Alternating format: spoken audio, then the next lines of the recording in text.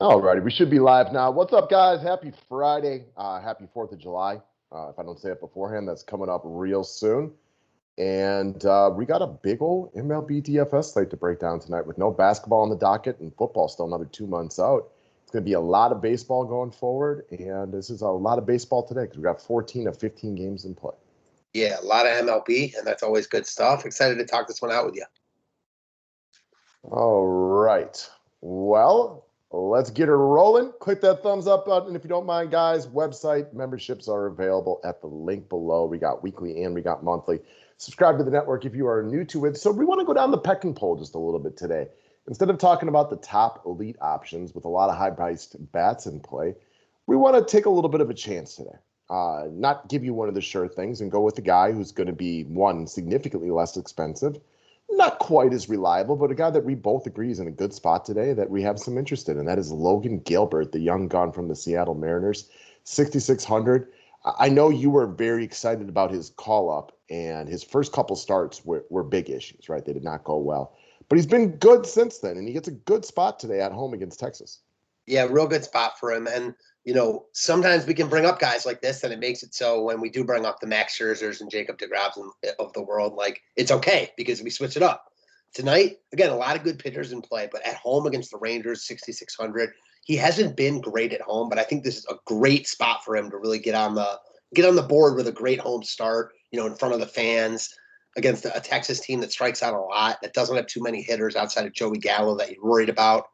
Again, this is a lot of a price play on a slate with a lot of expensive bats.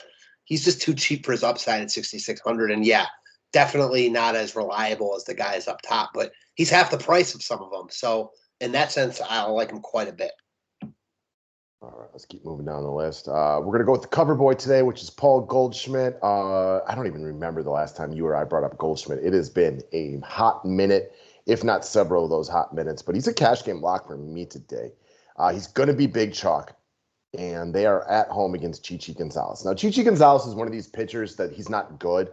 He's probably a little bit better than the DFS industry gives him credit for, but quite frankly, I mean, looking at the Cardinals today in cash games is a very solid, safe, predictable, reliable, and just a solid route to go because they're going to be very, very popular in Coors Field today. They deserve to be popular in Coors Field.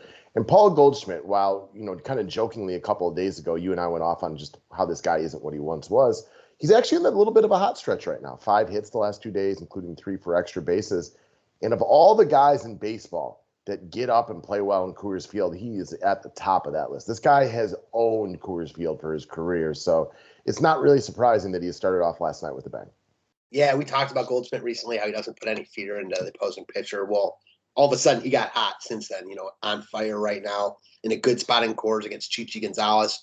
And yeah, I'll even take it a step farther. You said it's a good look or however you put it to use them in cash games. I think it's a must. You got to use these guys in cash games at their ownership tonight. They'll be very, very popular, especially by 14-game slate standards. For sure. All right, next up. So you want to talk about Yordan Alvarez. And I see this one very similar to, we brought up Altuve yesterday. He had a big day. And we were more talking about the Astros as a whole. Mm-hmm. Once again, they're really good at baseball. And while they weren't great last night, they were good and on the uppity up. So yeah. Look at a guy like Alvarez today who it's going to be 5% on maybe? Can't imagine people want to spend, plus 5K on him here in a lefty-on-lefty matchup with so many other good spots. I mean, most guys are going to be low on the slate because that's the nature of the slate. And yeah, he's still too cheap. I mean, his upside's real. He should be priced with the really expensive hitters in the game because that's, the upside that he has in a good spot against Henches in this Cleveland bullpen. Again, if you get to Henches here, you're not going to see the best arms of that bullpen. Good spot for Houston to really get going. Like you said, they were good last night, but on the uppity up. Could see them being better tonight. Lineup's definitely still missing Bregman. Once you add Bregman, I think it'll take them to another level. But even as is, I mean, one of the best lineups in baseball, and Alvarez is a big reason why. The only reason Alvarez isn't 1% owned tonight is because he's an industry darling. Yeah. And people love to roster him. If this was another guy with similar numbers, but not quite the notoriety and love that the DFS world has for him, he would be like 1% tonight. So he might be like 10 even, only because it's him. But he's not going to be 25 or anything like that. I have no disagreements with that. All right, so let's go to Brendan Rodgers of the Colorado Rockies. So the Cardinals are the chalk team of the day. The Rockies won't be as high owned as St. Louis, but they're going to get love today. So this whole Coors Field matchup deserves to get some attention. I know you are a big fan of Brendan Rodgers and the potential he has within the world of MLB. Look at his recent game log. He's been quietly producing. He's got a bunch of multi-hit games lately. He's a talented young player. He's sub 5K, so he's not cheap. But this is a Coors Field matchup for a guy who's still a little bit of an unknown to a lot of the DFS world. This guy is supposed to become a good baseball player, and he's been playing relatively well already. He's really coming into his own a little bit. A lot bit, actually. I've seen a bunch of hits at bats. He's taking the ball the other way. He's spitting on close pitches. You mentioned the power. Homered last night, I believe. A lot to like about him. I think Colorado is decently high owned, compared to other teams, but not even close to what St. Louis is. So, go ahead.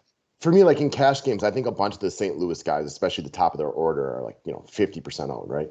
Yeah, in tournaments, I think, how you said it, the St. Louis guys are going to be 25 to 45% owned. Yeah, so they can, I think the Rocky guys are in cash games are the main pieces are 25% owned, and in tournaments, maybe 15%. So they're popular, but not insane chalk. I think you see the lower owned Rockies come in sub 10%. Yeah, bottom of the order timing of guys. Yeah, and the lower owned Cardinals are going to be 20%. Yeah, that makes sense too. All right, last up, Cedric Mullins. So I was actually scrolling through the old Instagram the other day, and they talked about the players of the month for the month of June. And I saw Cedric Mullins up there, with my boy Josh Hader, and a bunch of other really, really good players, Ohtani, for example. And I went back and looked at Mullins' month, and I was like, damn, I knew he was playing well, but under the radar, having a nice season, having a really great month. This guy's got stolen base and home run upside. I think you get him at very low ownership today as well. Yeah, we're not afraid to pick a bat or two against Griffin Canning. Mullins is cheap, going to get no love. He does the things DK rewards, hits at the top of this lineup, could easily bat 5 times tonight. Every time he gets on first, he runs. He has some power. Man, the more I look at this slate, the more I like Mullins. It's just a really nice one-off or a piece of a mini stack if you like Baltimore, which I don't think is crazy in the least. Yeah, it's hard to get excited about going 5 deep on Baltimore and all your lineups on a big slate like this. But when we talk mini stack, it could be him and one other guy top of the order that bat next to each other, only one batter apart, hoping they piggyback off of a decent inning or something like that. And they also, when I see Griffin Canning on a slate, I don't necessarily think, man, I got to go to balls to the wall on this, but I certainly am not scared to run 1, 2, or even 3 players against him. He strikes a decent amount of guys out, but he also gives up enough runs that he's one of these, very mediocre pitchers in real life. Agreed.